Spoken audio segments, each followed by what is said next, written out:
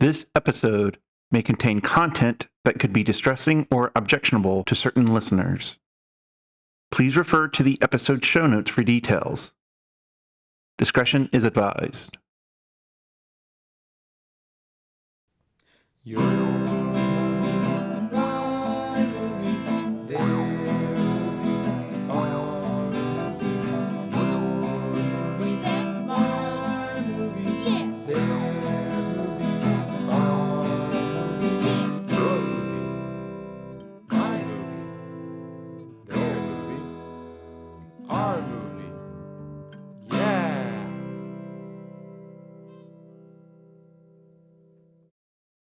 Hello, listeners. Welcome to Your Movie, My Movie with Dan and Steve. I'm Dan. And I'm Steve. Also with us today is film lover and longtime friend of Daniel, Noah. I'm Noah. This is a podcast where one of us picks a movie to watch and we discuss it together. In this episode, we're talking about one of Noah's picks, the 1988 movie On the Silver Globe. And there's going to be a bunch of Polish names that I hope I'm doing justice. I at least know how to say the director's name. What's that? I at least know how to say the director's name. Okay, well then all the others are guesses. Okay. Well then I'll let you say the director when we come to him. But this movie stars Andrzej Surreal, Jerzy Trela, Iwona Grazina Dilag, John Frakes, Christina Janda. The movie is based on the Lunar Trilogy by Jerzy Żuławski, and it was written and directed by Andrzej Żuławski. We will be talking about spoilers, so if you want to watch the movie first, now's the time to do so. But before we talk about the movie, Dan, who would you recommend this movie to? Thanks so much for asking, Steve. I would recommend this movie to astronauts with philosophy degrees and people who think that Dune isn't pretentious enough. Okay. Those people are named Alejandro Jodorowsky. I definitely thought about both those concepts. We'll get to it later. But Noah, who would you recommend this movie to? I would recommend this movie to any psych anthropology double majors out there who love the theater and their favorite part of the Bible is the bit in like the early middle where they just list genealogy for like forever. X begot Y. Y begot Z. Oh, okay. Okay. So, Steve. Yes, Daniel. Who would you recommend this movie for? I have three recommendations for this movie. I would recommend this movie for those who wonder what a live action heavy metal movie would be like. You know, Heavy Metal the magazine. Mm-hmm. If they wanted to see what a live action version of that would be, it would probably be something like this one. I would recommend this movie to fans of Hardcore Henry who want to get some culture. And I would also recommend this movie to those wondering why we have the 2 hours or less rule for our podcast.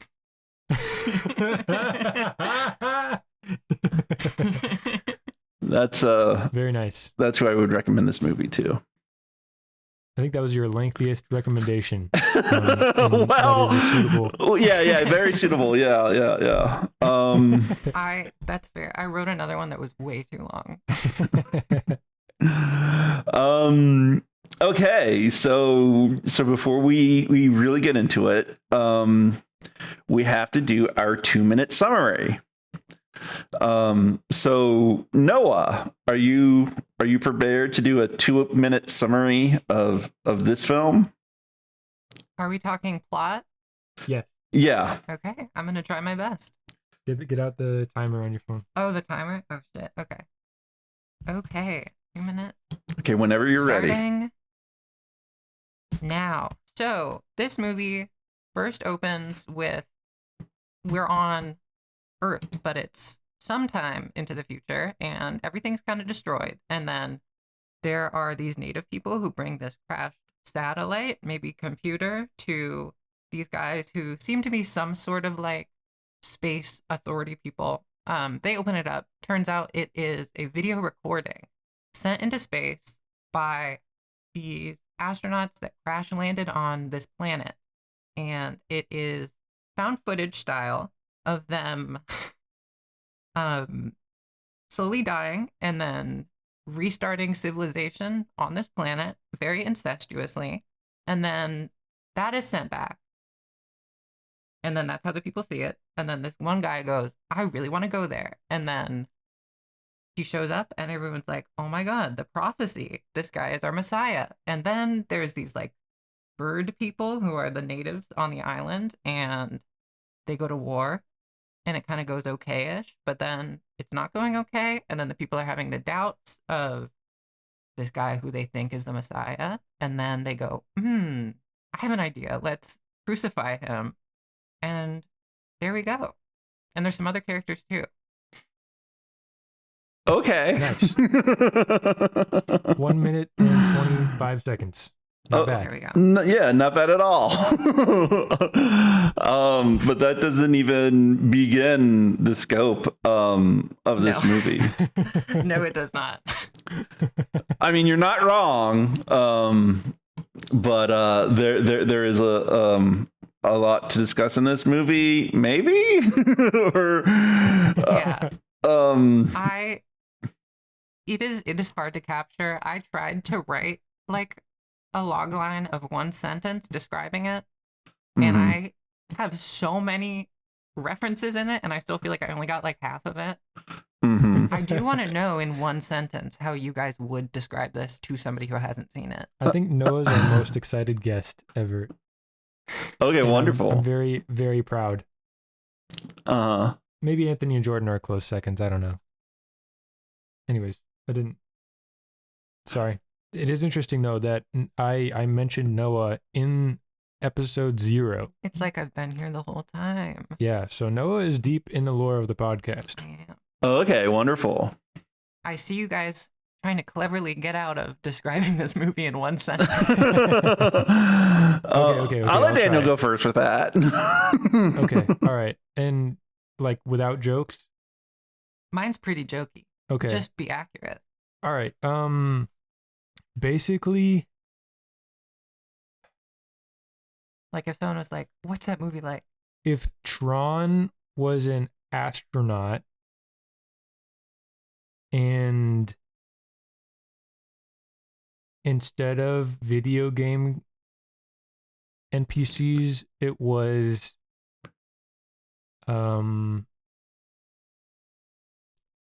new indigenous people creating their own religions with all the pre-existing knowledge that a few of the originators have. And then it backfires. That's my one sentence description. Pretty good. I didn't hear too many semicolons in there. That was pretty concise. Hell yeah. How about you, Steven? Okay, Steven's for okay, I would just my one sentence description of this movie is a sci-fi epic that okay, it's an epic that merges science fiction with religion in the way only Europeans can on a beach. I think that's really good. That's pretty good. That's pretty good. All right, thank you. So, let's get on with the discussion. Noah. Yeah. Why did you pick this movie? So there are 3 reasons I picked this movie. First of all, I think it's really funny how it is this mix of, I think, the 3 of our styles, even if it's not you guys' cup of tea on paper, it is the mix of the sci-fi elements for Steven, this like struggle with religion for Daniel, and then like the art house elements that I love. I also picked it because, well, it's not like a niche movie in like film circles. It's also, I've never met anyone who's seen it, and it's not talked about a lot online. Like, I was looking it up on YouTube and I found a single video essay about it and like a 15-minute clip of a guy on like his Twitch podcast talking about it, and that's like it. And so I thought it would be more interesting to talk about than like me being like, let's talk about David Lynch, which I know you guys did it. I'm not trying to shit on your Elephant Man episode, but just for me personally, I was more interested to come on and talk about something that I feel like isn't me just repeating things that like other people would have said. And also, yeah, I haven't met anybody who's watched this, and I watched it 4 years ago, and I've been dying to have a single person to talk to about it. It's been in my head ever since the first time I watched it. Okay. Well, it certainly is an obscure pick for sure, which, we try to do on the show. I thought it was especially funny because the way that Daniel told me to watch it was by giving me an Internet Archive link to it. So. Oh, there's no Region A release of it. Okay. And there was only a European release on Blu-ray like last year. So it's been in like production house, or not production house, but like rights hell for a long time. And so that's also part of why a lot of people haven't seen it, is it's hard to find. But apparently you, Steven, and we saw the Japanese Blu-ray version. As you could probably tell by the blurred out dicks. Yes. Wait. The blurred out what? The blurred out cocks. Yeah, the genitals were blurred. Well, it's funny that you mentioned that. Because what I did to download it was I downloaded that, and then I uploaded it to my USB memory stick, and then I stuck that in my Roku, and then it wouldn't play that file. So I had to find a different version of it on the Internet Archive, of which there are several apparently. And I was able to watch that file, and no, there were no blurred cocks at all on that one. Wow. Whoa. Yeah. You got uncensored cock. Yeah, I got Wang. Twig and berries. This is, I don't want to derail too hard, but I do love this movie because it passes what I like to call the Lawrence test, which is something I invented. Which is, for me, I feel like female nudity is so overdone in a movie that I'm like, you need to show a dick to earn it. And that's how I feel about it. Why is it the Lawrence? That's fair. Because the 1 year that I was in photography school, my professor Lawrence told me about the idea of a mature subject, because I had taken a picture of people playing pool, and so basically it's like something that has been done so many times that it's like you better have a really interesting take on it to do it. And so that's kind of, I feel like, in any visual medium, like, I'm a lesbian, I love women's bodies, but also it is kind of a mature subject.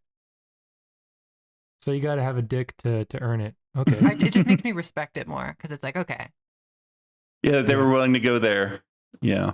So we're 2 in a row for passing the Lawrence test, because we also saw Giovanni Ribisi's Cock and Balls. I did. I watched that too. I was not on the episode, but I watched it, and that shocked me. We're on a pretty good streak. Pun intended. Okay. Well, I mean, Sierra does get the next pick, and she did pick God's Own Country. So that's true. Yeah, we'll have to see if she keeps that ball rolling. Indeed. I don't think your balls should be rolling. Go to a doctor. All right, let's get back to the movie. Yes.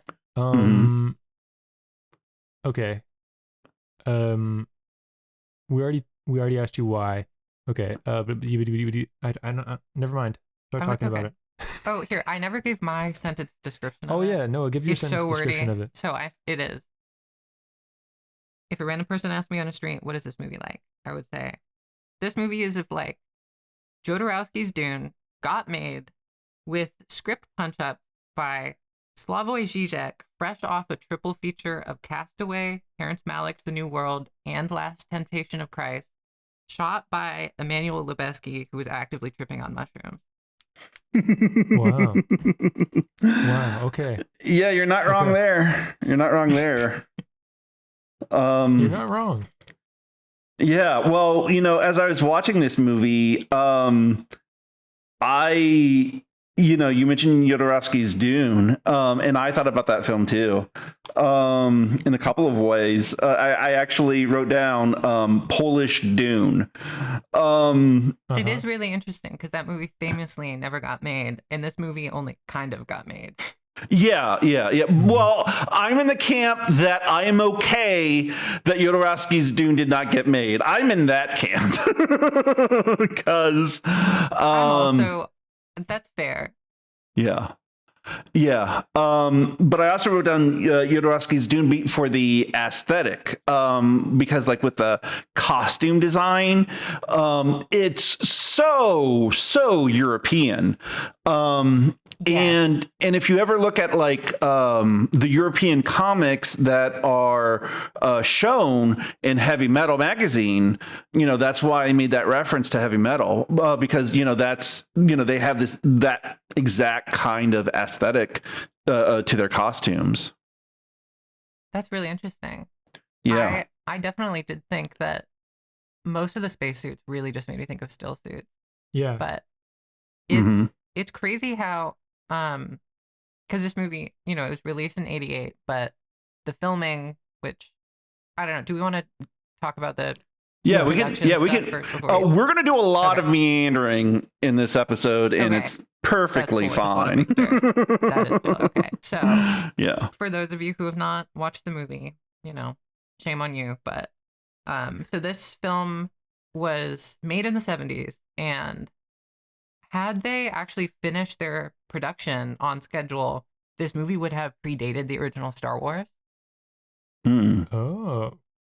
because it was supposed to come out in 77, but their production, everyone started to kind of hate each other throughout it, which is not that surprising to me because Andrzej Żuławski, visionary filmmaker, but like most of them, I don't really think he's too great of a person. I was listening to the commentary track for the 1981 film Possession, which he is most known for, that one starring Sam Neill from Jurassic Park and Isabella Adjani. And in that one, the way he talks about how he directed Isabella is very much like a Kubrick, Shelley Duvall type situation. So Okay. probably wasn't the best director, but even with those problems aside, in 77, the production of this movie got halted by the Polish government, which I think at that time was under control of the USSR. And Yeah. so the minister, I wrote exactly what his position was. The vice minister of culture shut down the production. They officially listed it was like budget and time efficiency reasons, but you also could assume it was probably government censorship, stuff that was too radical at the time, which wouldn't be surprising because he already in 1972 was kicked out of Poland for his previous film, The Devil, which was so crazy that they gave him a passport, even though Polish people weren't allowed to have passports at that time. Poland has a crazy history, which definitely Holy shit. influences this movie. Okay. But, so they gave him a passport and were like, you have 48 hours to leave. So he left, but he left his like wife and kids behind and went to France because he, I think, went to film school there or something. But so then he made a movie in France that was really widely acclaimed. So they were like, okay, you can come back to Poland. And then he started making this movie, and they were like, get out of Poland. So they like destroyed the sets and tried to destroy the film, but some of it was kept in like people's attic, you know. And the next year he was like let back in to finish it. Or not the next year. The next year he like was showing it to some people and was like, maybe we can do it. But it wasn't until the 80s that he was actually let back into Poland, and they were like, okay, you can finish this. It was actually after that minister died in a plane crash. But yeah, so they let him back in, but he was like, there's no, all my actors are gone, all the sets are gone, there's no way I can complete this movie. And so that's why it's presented in this format where like it's 80% finished, and then the 20% is just, excuse me, shots of contemporary Poland at the time with narration by the director about what's happening. And what's so funny is you would think that that would make the movie inaccessible, but it's actually the easiest to follow bit. Yeah, it absolutely is. The dialogue. Oh my god! Oh my god! Yeah, that the part where it's just then modern day Poland, and the director is describing what happens. You understand that. But what is on film with the actors and what they say and what they do, that is nigh incomprehensible. I agree with what they say. I think not with what they do. Because I think if you watch this movie without audio, you would follow it a lot better. But it's just because every word of dialogue is these deep philosophical ramblings. Yes. Yeah. It just, you get so lost trying to understand it that it's really hard. I do think this is a movie best watched under the influence of a certain plant substance, because you can just enjoy the pretty visual. Well, what I would actually I would love to do this with this movie, is I would like to take the visuals as is, take out all the audio from it, and put in like an instrumental rock opera track, kind of like how System of basically in it at some point. The crazy, very 70s tunes. Yes, the 70s blues, jazz, acid rock. Yeah. Oh, that comes like in the second or third act of the film. Yes. When the just before we see the Batmobile. Yes. I love that music. Yeah, that music slaps. I wish I could get those songs. I wrote down in my notes, Daniel audibly said, "God damn it," when the car showed up. I was like, what the fuck? Well, you were not the only one, Daniel. But yeah, I would love to like screen this movie, but like with an instrumental rock opera track. Maybe something that's kind of synth wave, mildly techno, kind of rockish, and just take it from there. It would make it so much more accessible. Okay. I think also it's because for me, a lot of the like other very inaccessible movies I watch, like Inland Empire, even longer, infamous for its difficult ability to follow. Which movie? If you go into it understanding Inland Empire, the David Lynch film. Oh, okay. I haven't seen it yet. But if you go into it with, David Lynch's ethos in your head, you're like, okay, I need to be thinking intuitively with my emotions and not trying to like intellectualize stuff. And I feel like I can get that pretty easily. But when you're watching this movie, you try to hyper intellectualize everything because it's like, oh my God, this is like a psychology class. What are they saying? Yeah. What does this mean? Yeah. Go ahead, Daniel. Can I give my take on this movie? Yeah. Absolutely. My take on this movie is that essentially either this should not have been made into a film and it should have only been read as the novels, or someone else should have done it and not this director. Keep the cinematographer. Yeah, well, yeah. And again, I haven't seen any of his other films, I don't think. But it just he completely The other movies actually have dialogue.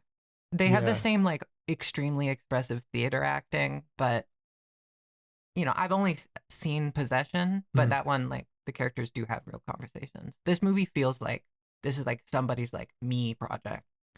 Yeah. It just it's very disjointed, and but the thing is, it's not like a Lynch movie where you don't need to follow the plot. Mhm. You can just kind of enjoy it for the vibes. Like I was trying to understand the plot because there Mhm. is a plot in this movie, And it's really cool. and it is cool, but it's so buried within all of the philosophical, which I think is what you guys have been Mhm. saying. But I just think that I personally don't think that he did a very good job of putting it to film. And I think that's totally valid. I love this movie, but it has flaws. Yeah. Okay. Yeah, because like my thoughts on that is, yeah, all of the being philosophical, it's fucking constant and nobody stops, and all of the dialogue is like it. There's no dialogue that isn't like deep and abstract. And so when I was watching it, like I read the little blurb that was on the Internet Archive for it. And, it talked about how, yeah, it was made in 1977, but it wasn't released until 1988 because of the Polish government at the time. So I'm watching it and I'm like, does this have anything to do like with the politics of Poland at the time or not? And, Dan, like you said, that you try to vibe with it. Well, I'm like, okay, well, maybe I'll do that too. Maybe this is just a vibes movie, but it's not a vibes movie because of the constant talking. Like with most vibes movie, there's no dialogue. They let the visuals and the score and the acting carry it rather than the dialogue. But with this, it's the dialogue that's surreal. Not so much everything else. Yeah, and there was. I would like. Go ahead. I would like to say also another thought that I had, which was I feel like this movie is only for fans of the novels who are like deep fans and want to watch a film of it, but who already have the understanding of having read the novels. Like, Well, have you read the novels? No, I haven't, but I feel have like not. I skimmed the Wikipedia page, and I did learn some interesting things from it, but Okay. yeah. Was the dialogue in the novel like the dialogue in the movie? So something really before I answer that question, Okay. the writer of the novel, Jerzy Żuławski, is the grand uncle of Andrzej Żuławski. Right. So they are related. And Right. he even pays homage to that in the character who becomes the old man on the Earth. Or not the Earth, the Silver Globe, Okay. Also in the book, it's the moon that they go to. It's never said in the movie, but that's why it's the lunar trilogy, because they're going to the moon. But that character in the book is named Jan. But in the movie, he changes it to Jerzy, which is anglicized as George. So he's naming that character after his uncle, which I think is really interesting. And so his Okay. uncle, or great uncle, really interesting character. He was super big into philosophy. He wrote these essays on Spinoza, and he also translated Nietzsche into Polish. And so I was thinking, okay, this is where all the philosophical dialogue comes in. But also apparently most of those monologues were not in the books and were added by Andrzej Żuławski. So this is just a man's like big internal feelings. And I think he's definitely one of those directors where it's like directing is his therapy. His first movie, The Third Part of the Night, is about his dad who was like working in science, developing vaccines under like the Nazi government. And it's like the main character of that book is based on his dad. In Possession, that movie is like him being like, oh my God, my divorce was awful. And then in this movie, from what I was reading, it seems like the character of Merrick, anglicized as Mark, who is like the Messiah character who gets crucified, is like a stand-in for the director. And some of his monologues are excerpts from his diary. So Okay. we're in that territory. So you said that this movie, is like the director's therapy. It's really funny you mentioned that because while I was watching this, one of the previous movies that we've covered on the show came to mind, Mirror, which was Carlos's pick. Yes. And he talked extensively about how that movie was that Russian director's, form of therapy, as most of his movies were. So, Yes, that is another movie that I love, and I completely agree. I think the only difference is that Andrzej is kind of crazy. okay. But also, he's Polish, and he was born in which 1940. Andrzej? That's, oh my God, you're right. Żuławski. Okay. But also, he's Polish, and he was born in 1940. So, like, Yeah. you're kind of not going to be well adjusted. Well, yeah, like Roman Polanski. Yeah.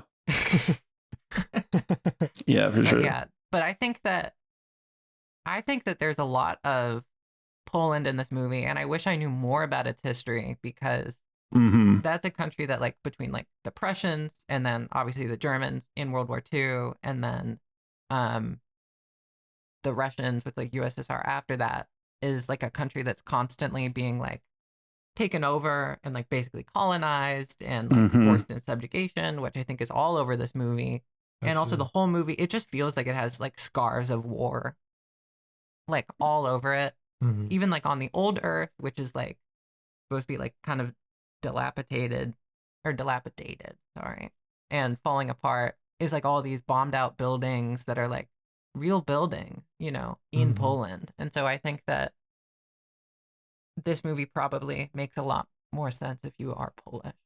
Yeah, that is also something I was really wondering too while I was watching this is, how much of this movie is, the symbolism involved, how much of that is like ingrained in Polish culture that I just don't know enough about. Yeah, no, because I had the realization while watching it. I was like, holy shit, this came out 32 years after World War II ended. That's one generation, Yeah. So I definitely think there's a lot of baggage in it that's really hard to get. Yeah, well, into it. And also during the Soviet occupation, when the Soviets were in control of it too. So, in the later end of the Cold War. So.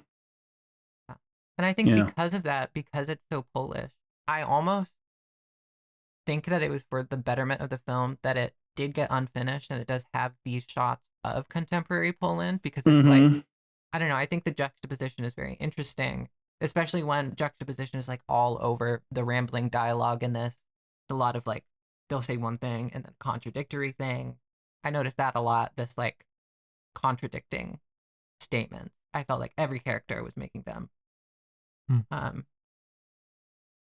yeah, so I thought that was really interesting. And it also got really meta at certain points, like when they were filming inside a theater and inside a church. Yeah. But I feel like this movie gets weirdly meta at certain points. Well, absolutely, because at the end of the movie, he tells the story of the movie and how people steps onto frame. Yeah, and he's in the shots. He's in. Yeah, he's in the shot. Don't mind the dog so much; it'll be fine. Okay, all right. Yeah. We'll just keep going. Okay. Oh, and another bit of the stand-in character that I forgot is the whole thing with like how, Mark gets sent to the planet. Is this whole thing with, Jacek or Jack? How he was like, because, sorry, it's barely mentioned, but how Mark was in a relationship with Aza, I think, and then he left, and then she, who was the girl who had the really cool long scarf in the car, she was like an actress, entertainer. It was like Aerodol. She was like Is the that one her? on the old Earth. Okay. And then like she was cheating on Mark with Jack, and that was because Andrzej was dating an actress who cheated on him. Oh, okay. Yeah. Well, that was like a stand-in thing for him because of his relationship that fell apart with an actress who cheated on him. Oh, my God, in okay. real life? Yes, in real life. So Wow. he's so meta with his stuff, and like, or not even meta. He just puts his life into it a lot.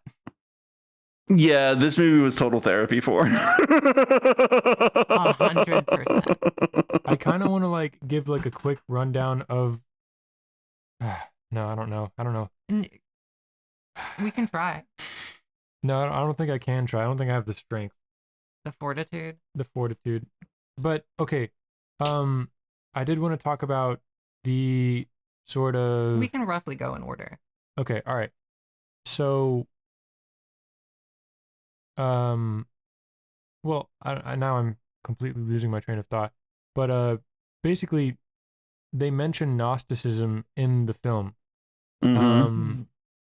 And that's why I was getting such strong Tron vibes and like Philip K. Dick vibes. Okay. But also, it's like Philip K. Dick if he directed Stalker, which Steven, you haven't seen Stalker. I have not seen you? that one. No. Okay. I think you would like that one a lot more than Mirror. Yeah, I personally like Stalker quite a lot. And yeah, Steven, you would like it more than Mirror probably. Okay. But essentially, it's a sort of bare bones Russian science fiction story, but it's very philosophical, but it's much more sparse than this film is. Yeah, it gives you time to think on the different things, so it's a lot. I think that's a lot better of a movie. And there's way less dialogue in Stalker. Okay. Yes. So yeah, no, you hit on something that I want to talk about, which was, like how apparently Stalker like has less dialogue and like gives you room to breathe. Which this movie does not do at all. Like, No. The movie starts, in the snowy mountain, with a guy covered in like furs riding a horse. And then they go to that building, where his other, I'm assuming tribesmen are, along with two astronauts. And then they talk about the recording device, and then the two astronauts has to go get it. And then, that's when the plot takes off. And when that plot takes off, it never rests, for the rest of the fucking movie, of which there is like, 2 hours and a half more of.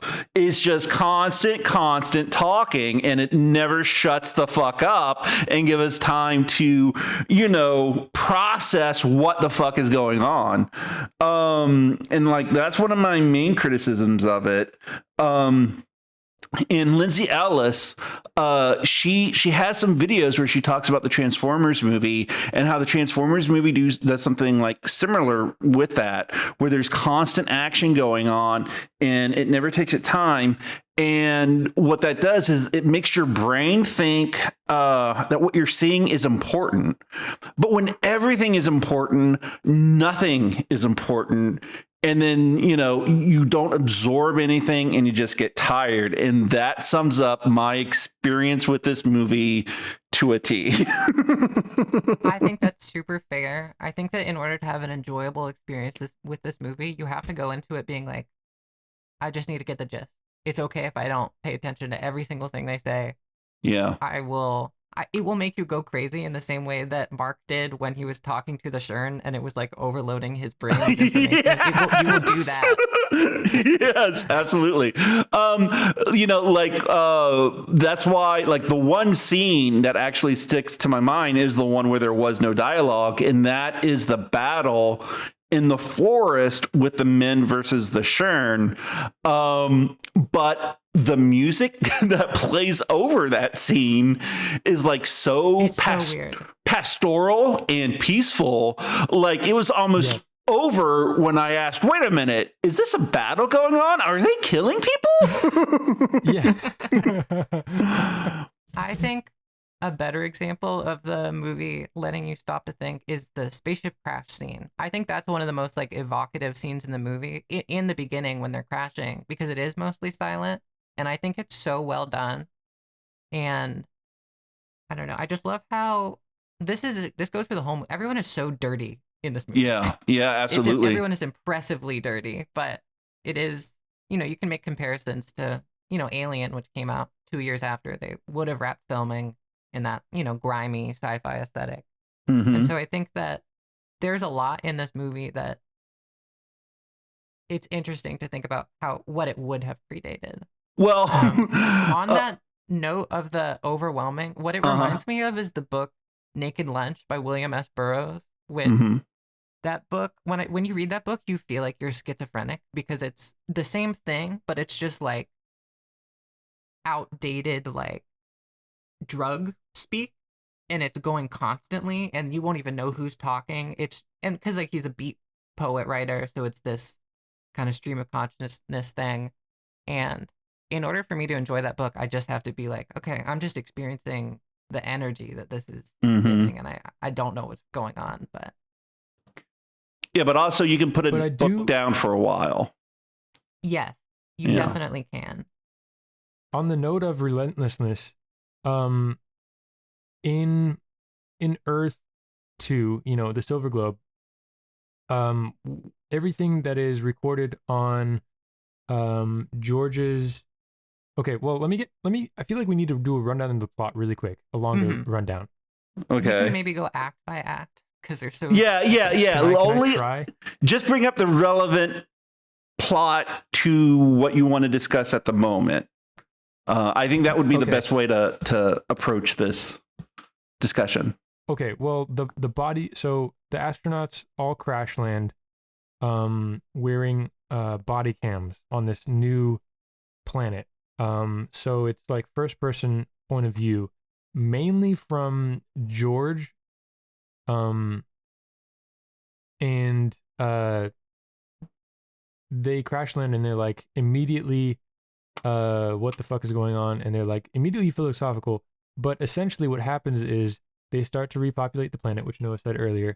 After two of them die, because there's like the scientist who died in the crash, and then there is the three of them, of Martha, Peter, and George. And then in them like kind of setting up, Peter dies and is killed, I think, by George. I wasn't sure about that, but well, first off, Peter gives Martha like kids. Yeah. Before he dies, and then George gives Martha a kid as well, and then she dies during childbirth, which was a crazy fucking scene. Yeah. Yeah. But that's after she's had a lot of children, because she becomes this like occult, like fertility goddess mother figure. Also, something that we should mention that's important is on this planet, they age faster. It's one line that it's mentioned in. And so that's why, like, because in the beginning, when they receive the message, the people on Earth, they say, oh, this was from 50 years ago. But then in the recording, we see like these generations. And it should be mentioned way more in the movie. But on that planet, I don't know if it's like a time dilation thing or it's just literally they age faster on the planet. But that's what's going on with that time thing. And it seems like George, the old man, is not affected by the time, and that's why he lives so long, because the characters keep saying like, why aren't you dead yet? Yeah. So George and Martha are like the Why'd you say that name? Yeah. What? Why'd you say that name? Superman. Oh. Sorry. I couldn't help myself. No, it's okay. They're like the this movie does have the Batmobile. Okay, I'll shut up now. I'll shut up now. I knew it would happen at one point. Okay, go ahead, Daniel. No, it's just like, it's very biblical. It's very like Father Abraham and Mother Sarah or whatever. And it, anyways, so yeah, so then George lives the longest. He outlives Martha and Peter. And he's the last surviving Earthling on the Silver Globe. And he lives long enough to like watch them become tribes and like become their own peoples. Mm-hmm. And eventually one of them becomes like a leader, one of the Silver Globe people. And he decides Thomas the second, right? No, Thomas the he says Third. Thomas the Second. And then at first it was Thomas the First, who's actually Thomas the Second, and then it was Okay. Thomas the Second, who's actually Thomas the Third. Well, Okay. yeah, so Thomas, Tommy too. the Silver Globe Thomas claims that he is Thomas II, but then George, the old man, the Earthling, renames him Thomas III. Mm-hmm. And he's like, what the fuck you talking in riddles for? Yeah. Whatever, old man. Nobody understands you. But I'm going to go across the ocean to see what else is here. And George is like, the old man, George, is like, what if there's nothing? And Thomas III is like, well, there has to be something. Anyways, so then Thomas III crosses the ocean on an expedition, comes back, or only one of them comes back and is like, basically, we've opened Pandora's box. There are a whole nother race over there, and they have flying creatures, and they're going to kill us all. Mm-hmm. The And- natives of the planet. The natives of the planet. And so then, eventually, Well, that leads into the Another- third act.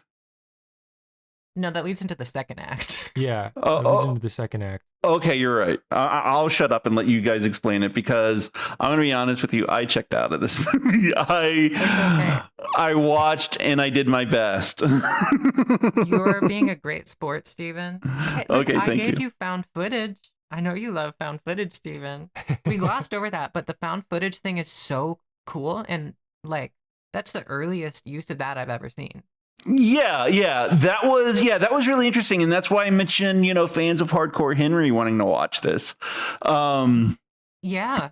Yeah, because the first act, it's all done from the POV of the cameras that the astronauts are, I'm guessing, wearing. And so that's like why we get all those, and it's extremely disorienting, but it does make for very interesting visuals.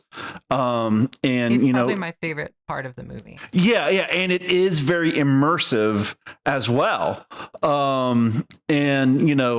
George even talks about it, how each of the astronauts had their own, but he took the other ones and he like edited them and then added it to his own device. So like he tampered with that footage, and so like his chronicle is the only one that is around. And I'm sure that's like dealing with the communist government enforcing on them. I'm sure it alludes to that. Edited out a photograph. Mm-hmm. Yeah, exactly. Yeah. And that is something very noticeable. And I was going to mention this earlier, but it's one of the things that makes me that makes the viewers so tired while watching it, is because there are jump cuts between sentences so that the dialogue is in like a constant stream. There's no pauses when the actors pause because there's so many jump cuts. Mm-hmm. It cuts to like a constant stream of dialogue. Yeah. And it's insane. If I could defend that, I do think that it was very effective in putting you in their mental state of having just crash landed on this place and then they get flooded. It makes you feel so frenzied. Oh no, I'm not saying that that's necessarily bad. I'm just saying, goddamn, is it exhausting? Yeah. Yeah. And it is a very distinctive choice. It is. And it continues throughout the movie too. Interesting. It continues throughout the I didn't movie. notice it as much from the non-POV shots. Yeah, I didn't notice jump cuts outside Oh, of well, not the jump cuts, but the constant dialogue. Yeah. Yeah. Oh, yes, Definitely. yes. Yeah. But that is really cool. I'm kind of now putting together why the jump cuts are there. The jump cuts are there because he had to edit them so that they could fit into his brain because there was too Yeah. much terabytes, I guess. I don't know. Okay, but so back to the plot summary. Mhm. They come back. The discovery mission is a failure, and they open Pandora's box, and then eventually,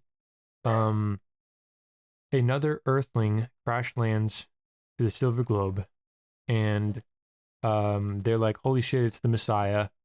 It's the chosen one," and so he's like, "Well, fuck. I guess I'm the chosen one now." Our director stand-in. And so he's got to decide like if he wants to be this Messiah figure, and he also has to figure out what the fuck is going on, what is true and what is not true.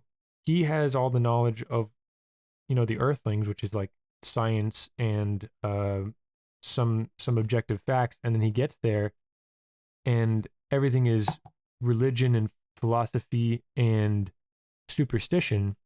And what gets crazy is essentially one of the priestesses tells him a prophecy that involves the girlfriend that he left behind in Earth, which then makes him question his sanity even further.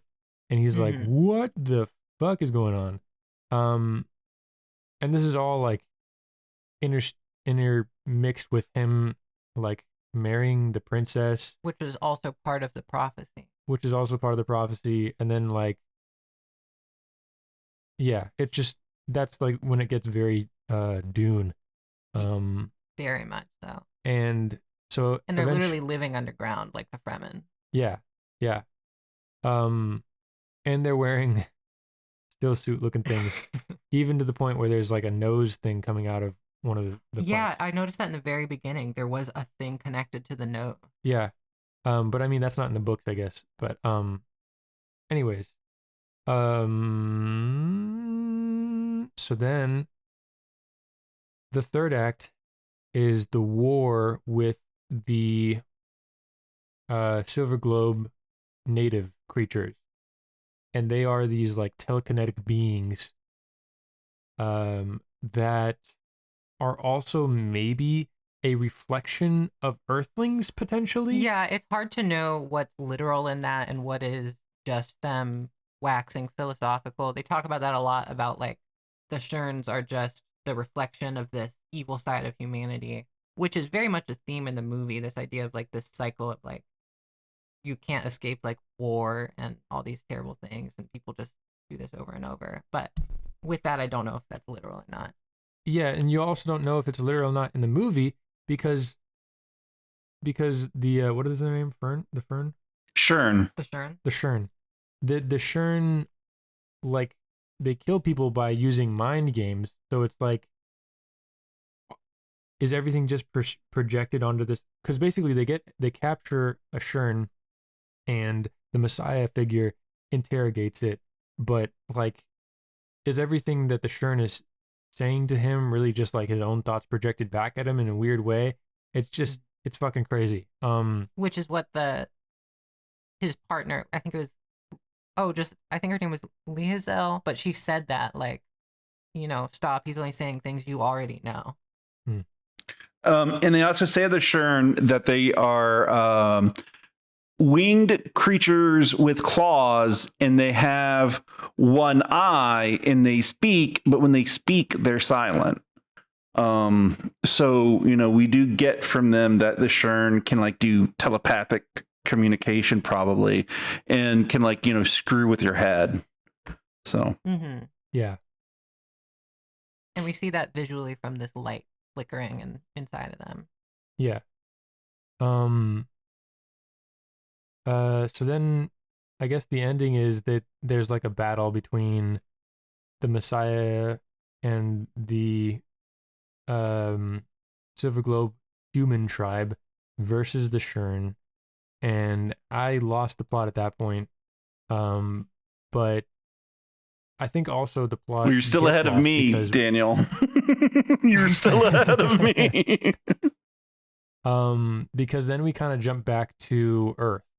So that's it's when I time got for Jack lost. being a moody guy in his car. Yeah, His fucking hot rod. his Batmobile. Yeah, the Batmobile. Yeah. But what was I gonna say? God damn it. How it jumps around. Yeah. No. Well, it does do that. Well, yeah, but it does that. Oh, I was gonna say this aspect of colonization. You mentioned earlier, Noah. I think that's the main theme of it. It is. Maybe. It is very prevalent because right from the jump on the first page of notes, I have, let's see. So the indigenous people of Earth, dresses riding on horses, into the other people in like spacesuits. I wrote down. Yeah. Yeah, at the beginning. I wrote down colonial scientist. Is this about how like they're given drugs by the scientists? Well, I was also going to mention that, but yeah, you have like this indigenous people, and then you have like these two guys who are more technologically advanced and who are basically subjugating these people just in the basis that they're taking advantage of them because they know more. And they even like say that they could kill it. So basically they also subjugate the indigenous people because they give them the chemicals, these drugs. And the colonists are like, they could kill us for our drugs and just take our drugs, but they don't. So we get to use them essentially, which is fucking crazy. And it seems like that's kind of how the old Earth has like plateaued into, because there's a line later. I forget who says it. Maybe it's George, maybe it's Mark, but he says there's no killing on Earth. And I thought that was interesting, how it's like just this weird agreement that's like subjugation but non-violent, and it's very like, I don't know, if that part is hard to describe, but I think there's a lot there. Yeah. Okay, I'm gonna continue talking about the colonial aspects of the film because I mean, you get like once they get to the Silver Globe and they populate that, you get the Thomas III, who is like, manifest destiny. We got to see what's out there. My curiosity, and the grass is going to be greener on the other side of the ocean, and it's going to be great. And then no, it's not great. And you have the Shern, who like torture people and like kill their babies just to like to see the souls leave them. Yes. And are like incredibly cruel, and yeah, and I mean, I can only assume that the Shern are gonna subjugate the humans. Well, they do, because they talk about how the Sherns, they capture the humans, and like you said, they kill them to try to see if they can see the soul escape, but they also rape human women, and they make in my notes I have them down as Polish orcs. The orcs, yeah. That the Messiah, later tries to, they've captured some, and they try to talk. He tries to talk them into like joining their side against the Shern. Something about that scene where he talks to the Mork with this like biblical allegory. It's literally the scene where Jesus speaks to the lepers. And visually, I thought it because I was like, this is reminding me of that scene in Jesus Christ Superstar where that happened. Yeah. Have you seen Jesus Christ Superstar, Steven? Okay. I have the Blu-ray, but I have not yet seen it. That would be fun. But okay. Yes, okay. I was thinking that too, Noah. But that was a crazy scene as well. but it's just like you're just so it's so quick and rapid, and it's such a flurry. You're just trying to grab onto pieces of fact, and it's exhausting the whole time. But yeah, they have the Mhm. they have the Morks, the half human, half Shern, completely in chain underneath the ground. Mhm. After the Shern have driven the human population underground. And they also use them to fight. They like send them out. That was mentioned as well. They're like Interesting. using them as warriors. Uh, Yeah, let's all just take a deep. and my favorite part of the movie though is those giant poles that they shove up the asses of the people, and they're held The 30 feet, impalement. 30 feet in the air Yes. with massive things. How did they do in their that? asses, and they're How they do actual- that? How they do that in the this is another production? thing I want to talk about the production of this movie. I cannot imagine being an actor on this film. I would have left. I would have quit on day one. You know, Dan, that is what I was thinking about the entire time I was watching this movie. Is like, I would give anything just to like go back in time and just be a crew member, just so I could like see how the director does all this. Like, how does he direct the actors? How does he tell them like what their motivation is? Like, that's going on in my mind the entire time. Giving 100%, like the whole time. Yes. There's a yeah, absolutely, the scientist, absolutely. what's his name, Mark, yes. Mark, like literally, like there's a part where like the there's like naked masses on the ground. Oh, the orgy. Yeah. Oh, is that an orgy? I don't know. Yeah. I don't know what the fuck that is, but anyways, he's literally like stepping on people, like actual human actors. He's stepping on them through the orgy, walking through the naked orgy people, and it's like, Jesus Christ, they're actually stepping on people.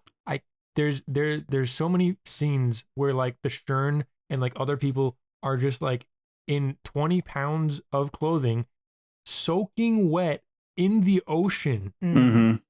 So they're wearing like 60 pounds of waterlogged clothing and costume, and they have face paint and like super long hair, and like there's a part where where the Shern that they capture falls face down into the water, and I'm like, holy shit, that actor is drowning. That actor's being waterboarded. Because you already, I'm sure, can barely breathe with all of that like plaster all over the actor's face. Yeah. So I would have walked out off the set. Yeah. Now, but also factor into this, the actors have to say their line right. Yeah. And this movie is nothing but dialogue. So when you factor that in too, I feel like they had to like have exclusively like theater actors who are doing like Shakespeare.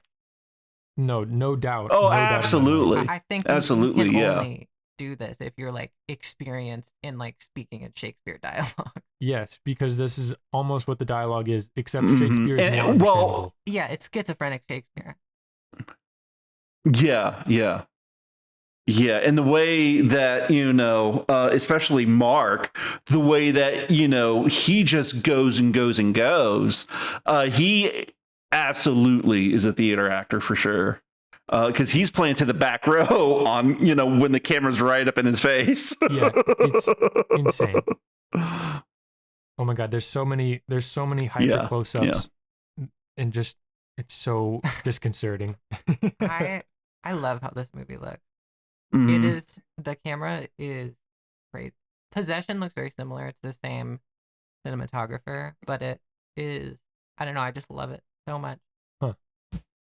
I am not sure how I feel about it. I like it in part, but then also part of it feels like a TV movie to me. That's fair, how it just kind of, the camera's just there and there's not many cuts.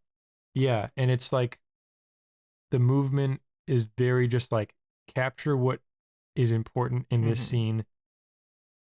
Don't worry too much about like what is the framing necessarily. Like you're just pointing at what's happening. But I do think most of the movie still looks beautiful. I agree. And like there's some, like specifically I'm thinking of like the scene where there's the burial altars. Those scenes look gorgeous to me for some reason. Maybe it's just the fact that they're altars, and that's interesting to me. That they buried like the astronauts on like a pile of rock, and then they've buried them amidst like a Stonehenge type thing. It's just very evocative, very visually interesting, very gorgeous looking. Yeah, and also the I mean, this movie is a mind-blowing example of production design and costuming, because there is like, they've built cities and underground layers, and it's like all physically there. And they had to invent new cultures and show them change over time, and like with the costuming and everything. It's crazy. It's crazy. It's more fun to talk about this movie than it is to watch, honestly. I agree, which is why I've been waiting 4 absolutely. years to talk to somebody about this movie.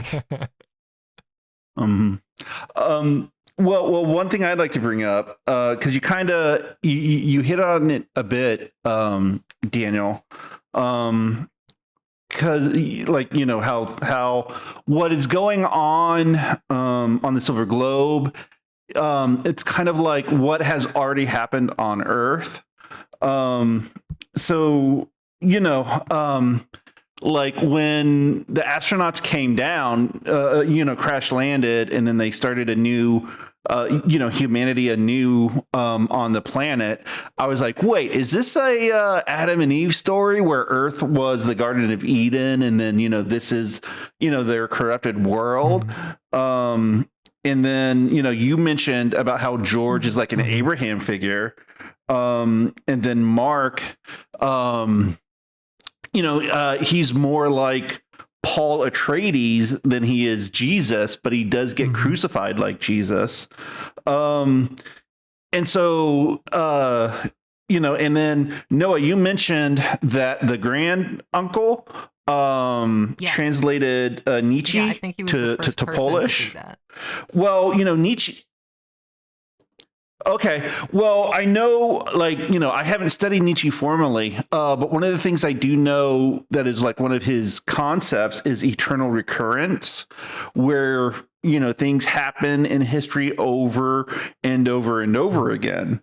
So, you know, Daniel, when you mentioned, you know, that stuff, you know, that thought struck me, you know, that this movie, you know, it might be eternal recurrence is like a theme of the overarching plot of the movie, perhaps, because, and that might have been influenced because of Nietzsche. Yeah, that's a great read.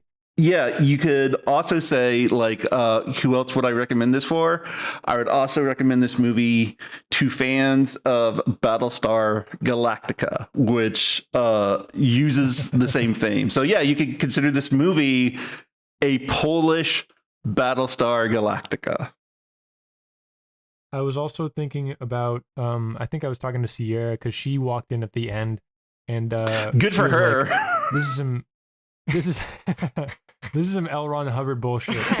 Yeah. And it is very Battleship Earth or whatever the fuck it is. The amount of dread does. Yeah, there's dreads. It rivals Battlefield Earth. One of the most interesting things about this movie to me is how well I think it depicts religion forming, and how it seems so like such a logical conclusion of what's happening with these characters, because, you know, aside from Martha and George, everyone else knows nothing about where they came from, and so in order to make it seem reasonable, it just telephones out into this mythology that they're sort of self-perpetuating, because whenever Thomas the Third, before he says that he wants to go off onto his journey, the old man literally says, like, I have Martha's body here, do you want to see it? And he says, I don't have to see it, you know, in order to believe, essentially choosing to be like, no, I want to see her as this fertility goddess figure rather than, you know, a human who came from Earth. And the same thing with, I think, was it Ada, who was the daughter that George had with Martha, in her whole thing where she's going over like, is this allowed? What is the punishment for this? Should a man's hand be cut off for, stealing and all this stuff? And it's she's literally writing the rules of like, the commandments of this religion. Mm-hmm. And so I think that aspect of it is so fascinating because it just makes so much sense in like seeing this mythology form out of these things that these people don't understand. Mm-hmm. Yeah, and that brings to mind one of my favorite book series of all time. It's called the Wheel of Time series. And that book series, it plays up like eternal recurrence. And there's a saying where memory fades to legend and then legend fades to myth. And so like what happens in the book, it's a fantasy series.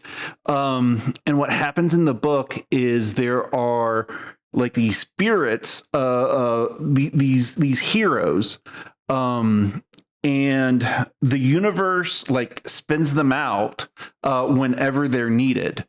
And what happens is like legends are made out of them, and then myths are spoken about them. But usually what happens is like what really happened and what the myth says happened are like so different. They're like totally different things. And that's a major theme in that fantasy book series.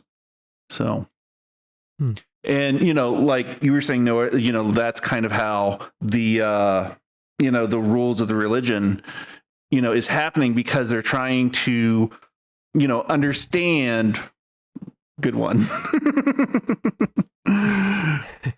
I've been moving away from the microphone. No, it's fine. I'll keep it in. It's tradition for me. Yeah. Tradition. Yeah, it'll stay in. To everyone listening, I don't hate Daniel. I've just known him for 20 years. So I'm going to give him shit. Mm-hmm. Anyway, that was my thought, to, bring up Wheel of Time for that. So that's super cool. Mm-hmm. Yeah, no, that's very much parallel themes going on. Mm-hmm. Absolutely. I think that's something fun about this movie is I think that you can find so many parallels to other things, which obviously is true about a lot of movies, but I feel like in this one especially, I'm thinking of so many movies. Like even my description, I referenced like 5 different movies. Mm-hmm. Something it makes me think of a lot. Have you guys seen Terrence Malick's The New World? The one that's like his take on the Pocahontas story, also very much about colonizing, but just like, the real story of, Christian Bale wasn't there in real life, but no, I haven't seen that one. No, I haven't seen it either. Film. Terrence Malick movie, obviously it's beautiful, but it's about like the English people coming over and colonizing America, and the story of like John,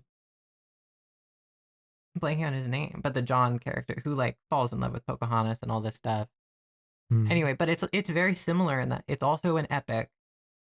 The extended cut is like 3 hours long, and it has these 2 very distinct arcs. And yeah, anyway. What are the arcs about? Or not arcs, but just 2 very separate. Well, there's the Colin Farrell arc. Kind of like Full Metal Jacket. The Christian Bale arc. Is it kind of like Full Metal Jacket in that way? I have not seen Full Metal Jacket. I haven't seen Full Metal Jacket either. Oh, okay. Just that there's 2 different love interests that Pocahontas has. First is John, I don't know why. John Smith, yes. The most basic name. There's Lewis and Clark too, right? They don't go into that, but okay. That's Sacagawea. Oh shit. Okay. But yeah, so John Smith, played by Colin Farrell, and their relationship, and then he leaves, and Christian Bale's character comes in, and it's very different pacing of the story. Anyway, it just reminds me of that and how there's parts that feel like almost different movies. Because especially between like the first half and the second half of On the Silver Globe. Very, very different. I think mainly because it's mostly the first two books. Like when Mark comes in, that's the beginning of the second book. Because the first book's called On the Silver Globe. The second one is, I think, the Conqueror. And so that's who Mark's character is. And so that's part of why there's such a big tonal shift, is it's the second book. And from what the Wikipedia plot summary gave me, it doesn't seem like there's very much of the third book. If you remember at the end when the two, like, priests, the actors, find their way onto the spaceship, and then they talk back to the, like, casino headquarters through, like, the video recorder. Yeah. Apparently in the... Jesus I think Steven would have loved this, because the third one is them going to Earth, and they go to, like, Egypt and all these different places. And they're, like, going around the world. And there's Hercules in New York. No. It's Escape from the Planet of the Apes. I love that movie. basically, yeah. And so that's what the third book it was, and that isn't mentioned at all. And so it ends very differently. It also ends very nihilistically with this, like, view. The philosophy of the book seems to be very, like, depressive about the fate of humanity, and, like, about seemingly, like, how egalitarianism is impossible. And it's like it ends with the Sherns taking over both the moon and the Earth. Oh, and wow. having this, like, people aren't allowed to even read or write, and it's very, like, anti-intellectual and authoritarian, and that's how it ends. So very depressive. And, like, even Andrzej Żuławski said he called them, like, the most depressing book, and he read them because when he came back to Poland, his marriage fell apart, and that's why he made this movie. So this man really needs to stop dating anybody, but I guess then he wouldn't have any movies to make. But yeah, so I think that's interesting that instead this movie chooses to end with the crucifixion. Mm-hmm. Which is crazy too, because it's just like, yeah, just insane. Well, is this the second movie we've seen with the crucifixion? Because we did cover Life of Brian. Oh, we did cover Life of Brian. Yeah. Yeah. Would On the Silver Globe be a better movie with Eric Idle singing next to Mark? Always look on the bright side. I feel like this movie would be more understandable as a musical. Yeah. Okay. Yeah. I think it would be even funnier though if it was the the disembowel, like, up the ass spear, and then just sing all on that.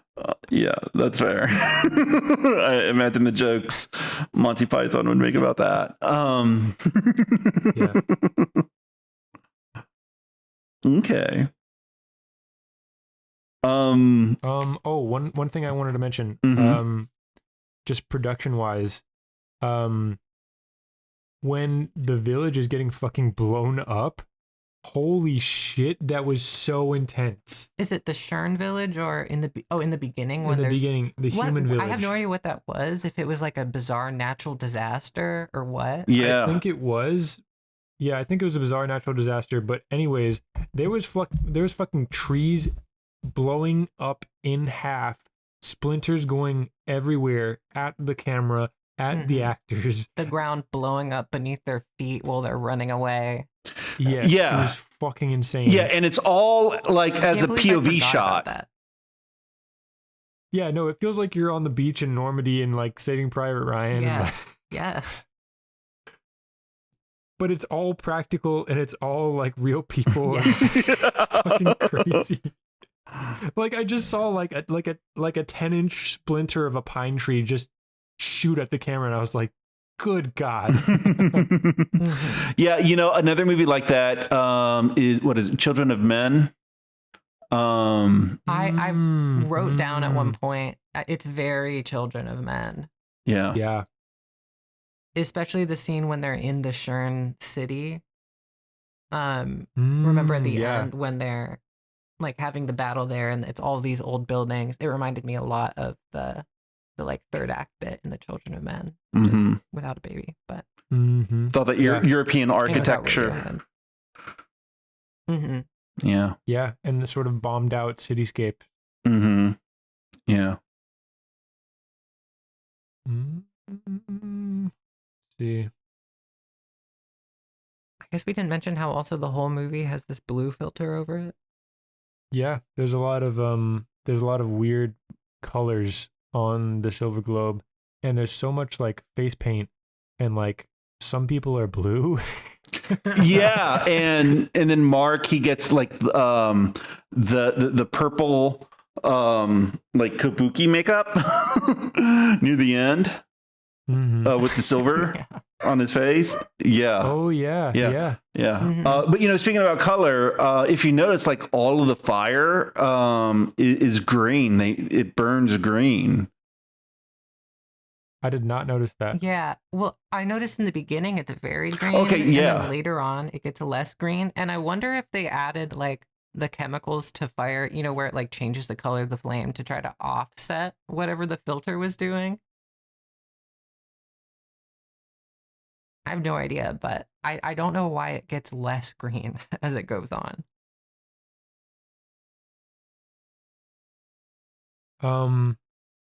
I'm reading through some of my notes, and some of them are like too much to get into, honestly. But like, George has this thing. George being the old man, the last surviving Earthling. He has these things where he keeps saying that he's like the free man, and a free man is an unfeeling man, which is crazy.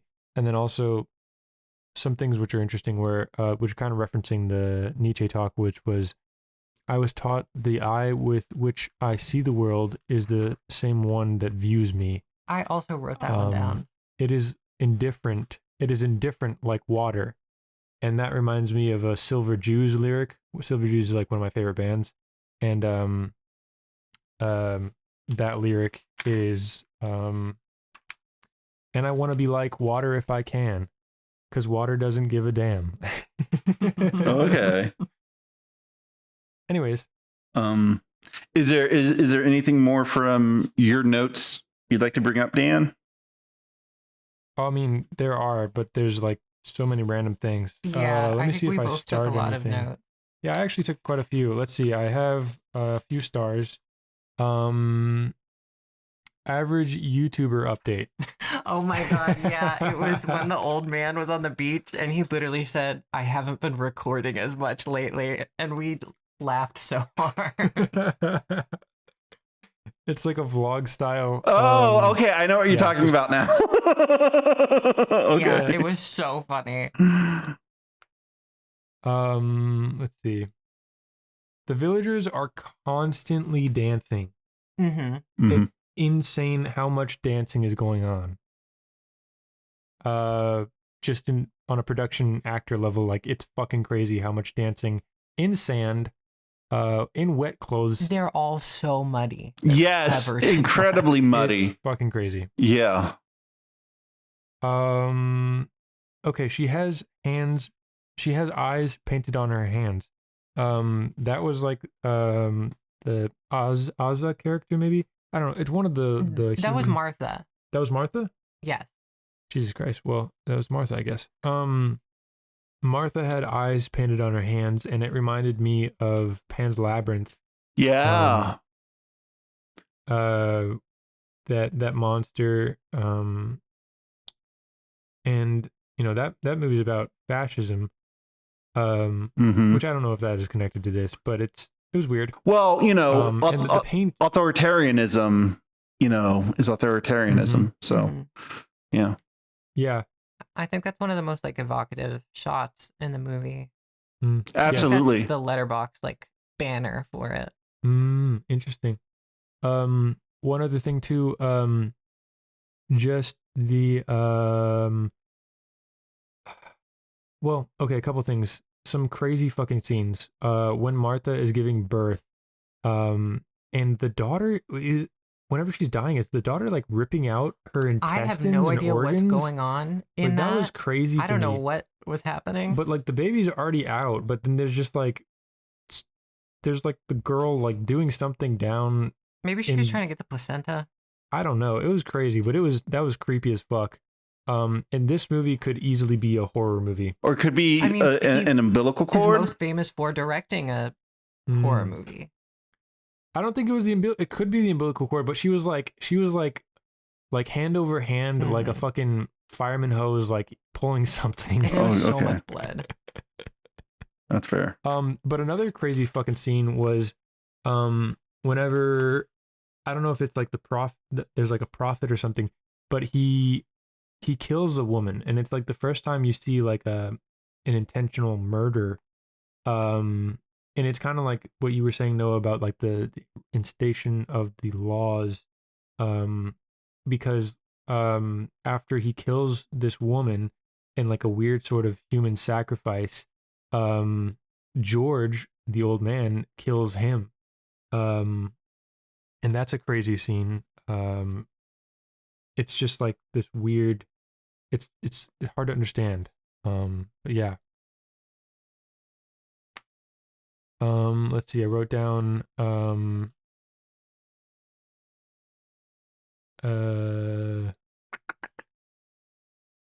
Yeah, he's the killer is like dead on top of the woman he killed, and she's naked, and there's like spears in the ground, like all around them, like sticking out of the ground.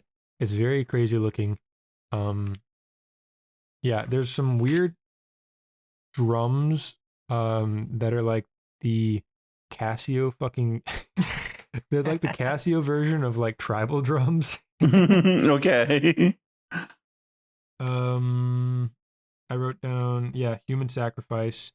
I curse you in the name of the old man. So they're like using the old man as like a deity to curse things with.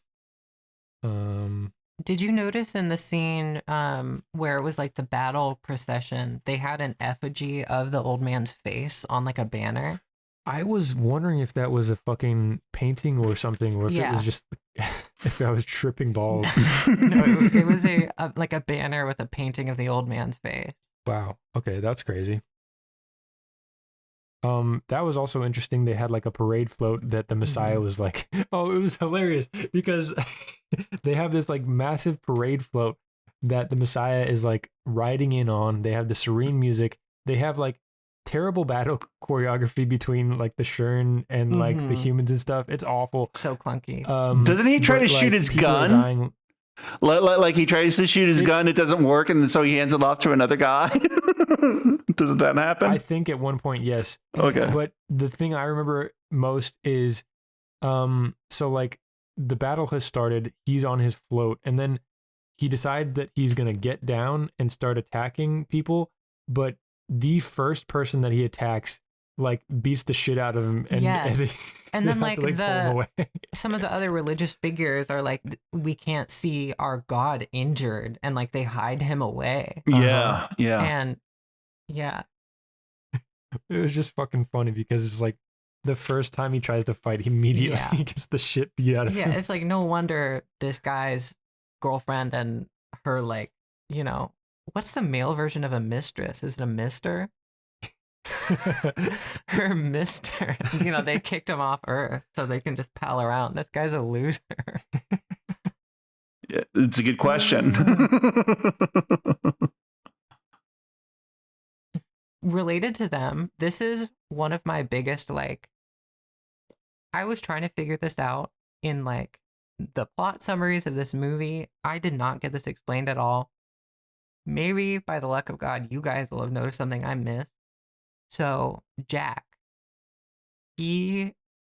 how does he get onto the planet at the end? Because he's there when Mark gets crucified. They don't show him leaving. Oh, I can clarify this, I think. Okay. Steven, do you have any notes? Because I saw he like took the drug. Oh yeah, he's tripping hard as balls, and he's just there in drug spirit. Oh, okay. That was my that was the only answer. I think that's what happened. Is he's like on a spirit journey. Okay. He's tripping balls, and he's seeing everything he's heard about and everything he's like maybe witnessed on the tapes, and he's there because he's experienced it in his mind. Yeah, it made me wonder if it was like have you guys seen Fantastic Planet, the French? No, I know film? of it, but I haven't seen it yet. It made me think of that, how the blue aliens in that, I forget if they take a substance to do this or this is just something they're able to do, but they like kind of astral project onto another planet, and that's like where they meet and converse with each other. Mhm. And so I was like, is this what's going on? And like, are the natives on Earth, when they take the drug, are they going to the Silver Globe? Okay. I have no idea, but that is like my biggest plot confusion in the movie. Well, I can add something to this because in the Princess of Mars series of books, with John Carter of Mars, that's how he travels to Mars. What he does is he goes outside and he like fixates on the red planet. And then he suddenly becomes transported there. And that story was written back in the 1920s. So I forgot about that part. yeah. Oh yeah, did we mention when the books were written? The books came out in like 1901, the Lunar Trilogy. Oh, okay. Holy shit. Yeah, they're very old. Okay, well then yeah. Oh wow, that's super old. Yeah. Yeah, no, it's crazy. Yeah. That's probably why they go to the moon. They didn't know about other planets yet.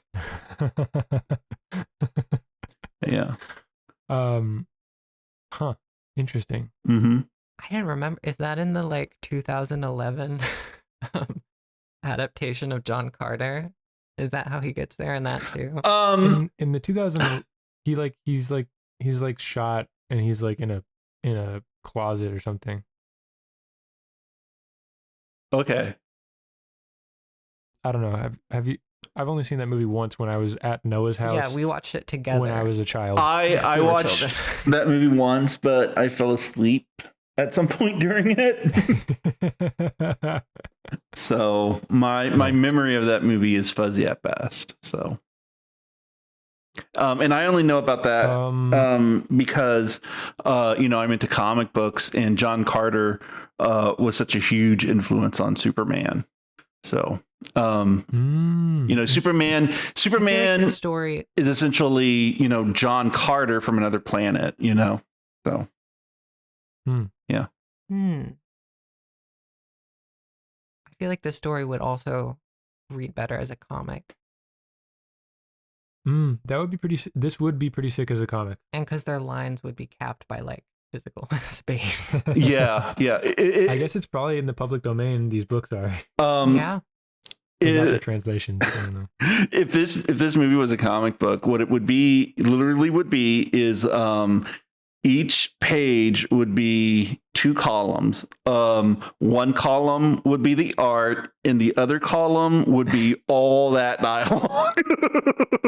So the Adventures of Tintin, basically. I remember I tried to read those books as a kid, and it would give me a headache how many words there were. Which book? The Adventures of Tintin.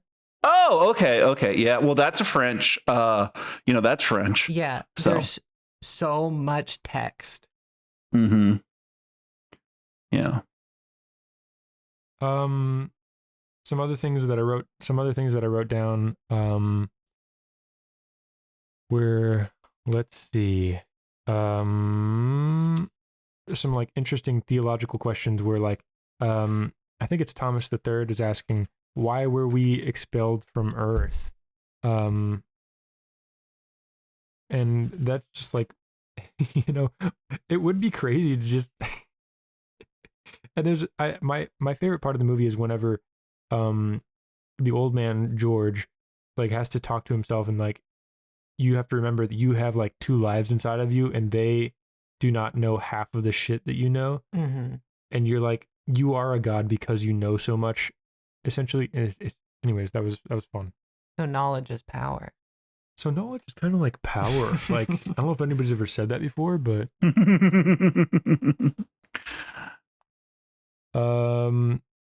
it's also very Old Testament whenever they're like actually making altars on mountaintops. Like that's just, and they also do mention King Solomon. Yeah. In one part. That's true. They do. I was completely unable to follow that. So. Yeah, I wrote for my notes for that Solomon, Angel of Death, and Dia. Yeah. Yeah. Yeah, the India really threw me off. Oh yeah. Yeah. Here's another thing I wrote down. The actor is the victory of ugliness. See, is that a line that was said? I think so. It is Yeah. that's true. I'm just gonna look through everything in quotations that I wrote down. And also I have a character that I named Queer Lad. Oh, is that the one that's like the like you know in the Lord of the Rings, the like aide to the king that's like the worm Worm tongue. Silver tongue. Worm That tongue, one? yeah. Yeah, worm tongue. Yeah. Yeah, that's the guy that he's very flamboyant. He's like and he the drags actor. like the long scarf on the Yes. beach. Yes. Non-derogatory, but he was a queer lad. Mm-hmm. Interesting quotes. Oh, whenever he said "Earth is what I feel for you," I thought that was really interesting. How, and then like later when he goes, "Oh, Earth," and then like the villagers take that as like some sort of declaration of like religious thing, and then later they say, "Oh, Earth," in these moments. It's really interesting seeing what Earth becomes as a symbol, and like, you know, they've never been there, they don't know what it means. Are you done with your notes, Dan? Oh no, I'm not done. I'm not done with my notes. Okay, one thing I wanted to touch on are the Shern. The Shern are fucking wearing the astronaut collars. That's like one of the most prominent things about their costumes. It seems like they're wearing astronaut collars, like the sort of locking mechanism that comes from, you know, the astronauts that they're wearing. Interesting. Mm-hmm. I wonder if that's maybe like a previous exploration that like landed there, and because time moves faster, if it was like, you know, even like 100 years ago, maybe they would have had that much time to evolve into a different species. Mm-hmm. I have no fucking clue. I don't even know if I was tripping balls, but I'm pretty sure that was one of the most like, because most of their costume is just kind of like a black mossy looking mess, but they were wearing a collar, and I'm pretty sure that was on multiple Shern. Just something I wrote down at least. Okay. Let's see. We haven't mentioned the amount of like sex that the Messiah Mark is having. Oh yeah, this is firmly on the Jesus did have a relationship with Mary Magdalene side of things. Yeah, absolutely. They are fucking standing up. Yeah. Yeah. Well, there's that one part where like they're talking, and then he just, you know, comes right up to her from behind, lifts up her skirt, and then shoves it in there. And then in my notes, I have down for that. Well, that took a turn. We laughed so hard. I think this was the first scene where they're like trying to have sex, and it seems, I don't know, it's hard to tell because they are talking so much. Yeah. It seems like he can't get it up, and then afterwards he says, "We must speak to this to no one." Okay. I didn't interpret it as he couldn't get it up. I just interpreted it as like he nutted and then he was like, "We can't." Oh, okay. We can't talk to this about anyway. He was a bit premature in his lovemaking. Yeah. That was Steven, that where he like pulls up her skirt. I was confused as to if that was consensual or what. Yeah. But that was a lot. Yeah. Well, that brings us back to, you know, Żuławski and how he said, you know, that, he in order to like adapt a book, he must first rape a book out of love. Oh my God. That really sounds like something he would have said. Yeah. So. Oh dear. I want to see them go head to head.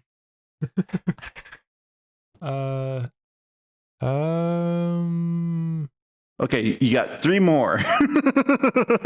Okay, all right. I have drops acid, washes it down with breast milk. Oh my God, I forgot about the breast milk. And that's like the Jason character on Planet Earth. What's his name? Jack. Jack. Yeah. That's Jack on Planet Earth.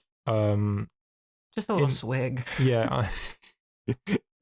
The indigenous leader gives him the colonists acid, which is interesting. Yes. But then they incorporate a woman's breast milk, and it's milked on screen. Yes. They give him that to wash it down, which is just fucking hilarious. Talk about a chaser. Um. You got 2 left, Daniel. Okay. All right. I'm on my last page of notes, I think. Okay. Yeah. I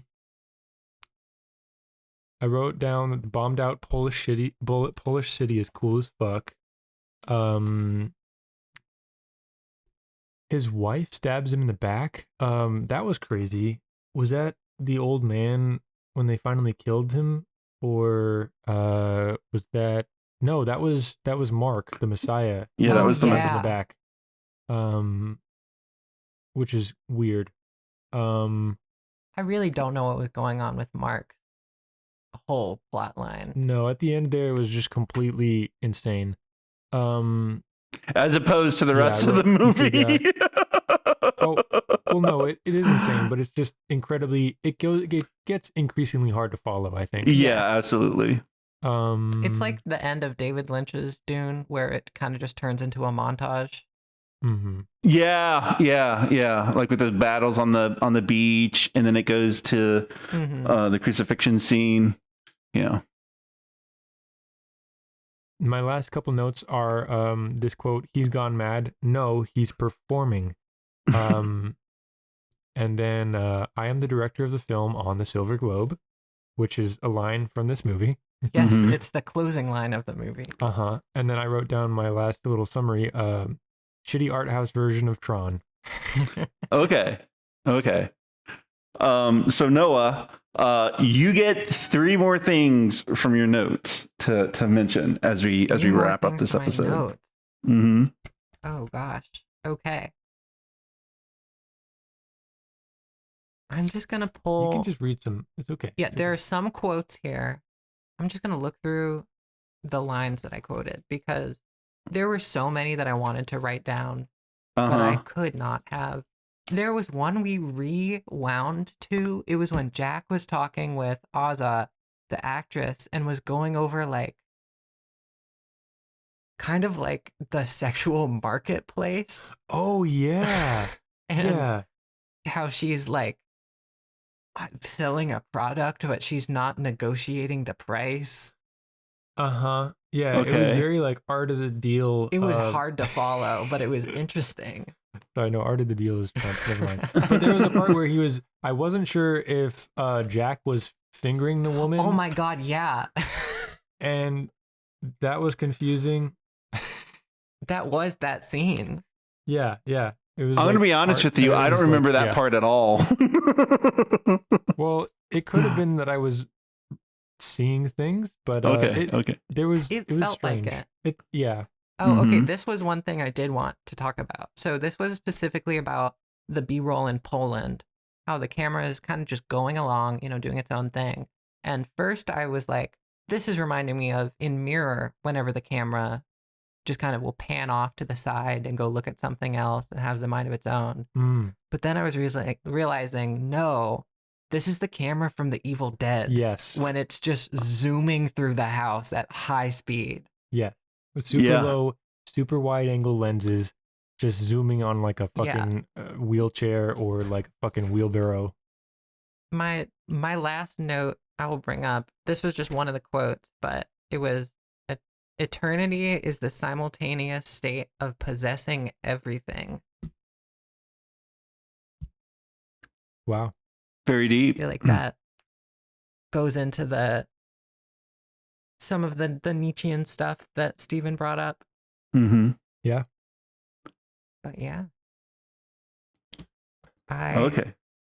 I enjoy how this movie is so overwhelming because it feels like watching a movie for the first time again. Because you're like, I have no idea what's going on.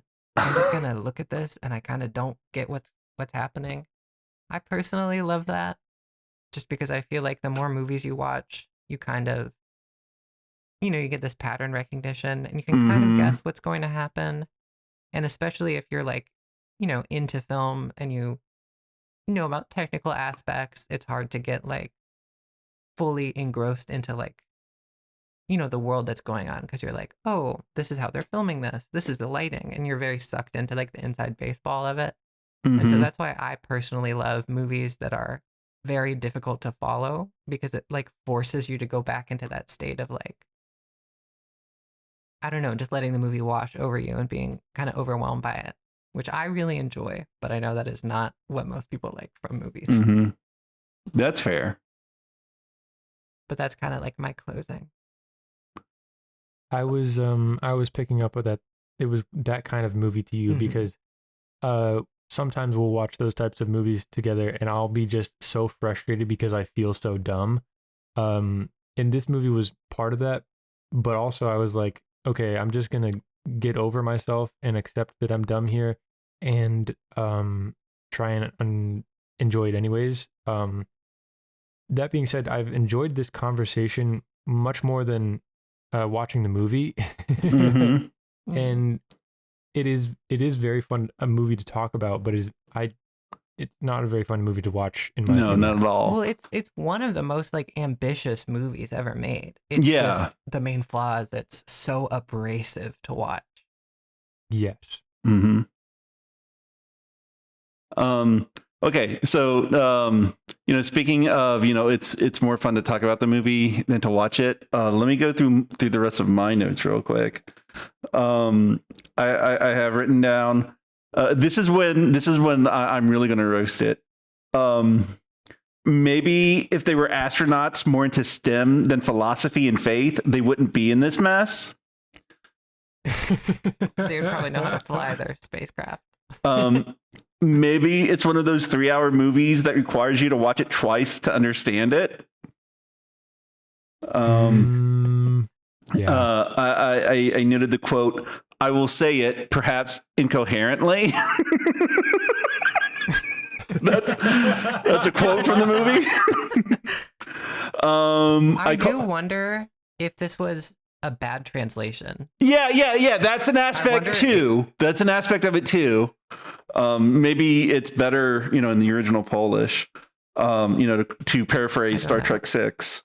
I have this as a pretentious Buckaroo Banzai. Because Buckaroo Banzai, it's like, imagine watching the 6th movie in a series and just starting from there, where it has all that history and lore, but it doesn't tell you about it. It just assumes you already know about it. Have either of you watched Buckaroo Banzai? No, I'm not familiar. Okay. I've seen the trailer on Tubi and I was very intrigued. Okay, I would love to cover it for the podcast someday. Another note that I have, God, I hate film people. I really do. I just think you need to have a rule where, like, if you own more than 3 Criterion Blu-rays, you're not allowed to come on the show. No, because I have a whole bunch of Criterion. I do, but like I have the genres, like the foreign genre stuff. Like I have the samurai movies, and like the thrillers, and that's the kind of stuff from Criterion I like. I don't like that art house stuff so much. But even within Criterion, I'm so sorry.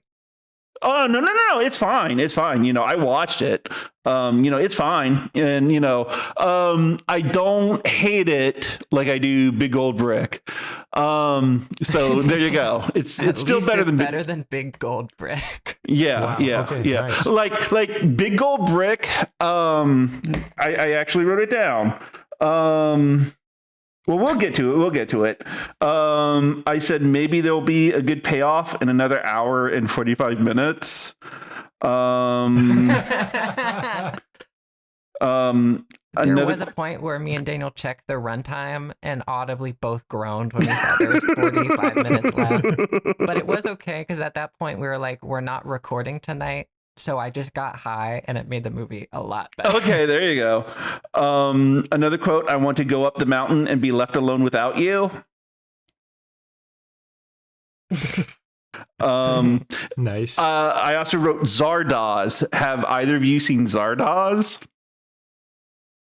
No. Oh my God, Noah, you have to watch Zardoz, because if there's anything in the English, I've never even heard of that. no, oh my God, it's the first movie. Sean Connery did after James Bond, and it's by John. Oh my God, the weird sci-fi one. I Yeah. know what you're talking about. Yeah, where I haven't seen it, but I know that. Yeah, movie. where he wears the red diaper. Yeah. Yes. I do know what you're talking about. It's the closest thing in the English language to this movie, I swear, that I know of, at least. Let's see. I really liked, near the very end when the children from the Village of the Damned showed up.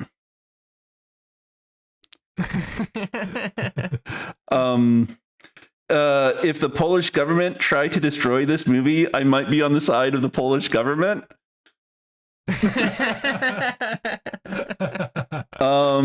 And my last note that I have is so in the blurb where it talked about the movie, it said, had it been released in the late 70s without interference, the sci-fi and international film landscape would have been forever changed.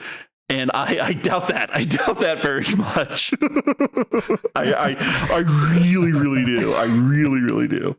So those are my notes. So I was thinking a similar thought whenever Noah, you said it predates Star Wars. I was like, sure, but no one would have seen Oh, this. I know. I just think it's crazy. mm-hmm. Yeah. But maybe if that did come out, people would have been like, oh man, more of this. I'm not seeing Star Wars. Which, you know. I will say, like, if it had come out, like, I'm sure like it would be in the Criterion collection. Daniel, what's that French movie about the middle-aged woman? And the name of it is like That Address. Oh, Janine Dillman. Jean Dillman 23. Yeah. I don't speak French. Something street. Anyway, Jean Dillman. Yeah, that movie. So like how that movie to the Criterion collection is porn, this movie in the Criterion collection would be sci-fi. You know what I mean? Yeah. Yeah. Fair. Yeah. I think Sweet Movie is porn to the Criterion collection. Which one? I don't know what that is. It's called Sweet Movie. Okay. It's a sexploitation film, sort of, but like art house sexploitation. Okay, we'll have to check that out sometime. Anyway, maybe that's a joke for one person. Well, maybe make it your next pick then. That's a joke for Carlos. Yeah, you can pick it for next time. I know. I will say, Steven, if you guys will let me come on again. Yeah. All of the other movies I have listed as possible picks are all under 2 hours. Okay, wonderful. And none of them are like this. Okay. And also, this was not a punishment for you. No. guys. I didn't think it was. I just really wanted to talk about this movie. No. I understand, and I am glad that I made the exception on accident. I am. So, yeah.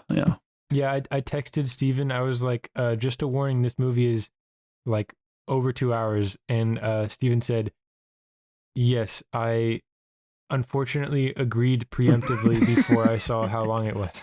Yeah. And that's why you get a prenup. Mm-hmm. Before we go, we'd like to give a shout out to the bestest friends of the show on our Patreon. Thank you, Brian, for your support of the show. If you'd like to be one of our bestest friends of the show, then check out our Patreon page at www.patreon.com/yourmoviemymoviepodcast. And thanks for listening. All right, well, that was Thank you guys for having me. Yeah. Thanks for being on here. Yeah. And now after talking for like 2 hours, I'm drained, and yeah, not as bad as the movie made me though. So You guys have been gracious hosts. Thank you so much. You've been a great guest. Thank you, Noah, for coming on. Yeah, absolutely. Thank you. Do you have anything you want to plug? We haven't done this before, I don't think, but we have. Sure. Have not uploaded to either of these in years, but if you want to see some of my photography, it is, I think it is Noah Quinn Photos on Instagram and Tumblr. There's some sick photos. Okay, great. Actually, no, I'm just plugging the Internet Archive link to this movie. Yeah, you gave us a new source of movies we could stream. So thank you for that. Oh yeah, it was there's worth a it. lot of stuff on Internet Archive. Yeah, yeah. I can actually put that in the description of the podcast too. Okay, yeah. So, yeah, just for that, thank you. So, Here's hoping for a Region A Blu-ray release of this movie that I will buy. Mm-hmm. And Well, neither of you guys will buy. No. No. Well, I live with you, so I've seen it good once in my life, and once is enough. So, all right. all right. Are we done? Thanks for the episode, guys. I think we're done. Okay. That was first episode. Woo! Yeah. I don't know if you heard, but Sierra screamed Noah's first episode. Woo! It's nepotism. She's had like 7 episodes now. I've known Daniel longer. All right. Bye. Also, thank you to. Okay, bye. Cut. Well, shout out Bethany. I'm still rolling. Shout out Bethany for being our loyal Patreon. Yes, subscriber. that is my girlfriend. And fun fact, when she was a kid, John Carter was her favorite movie. Oh, that's great. All right, now I'm cutting. Bye, guys. Bye.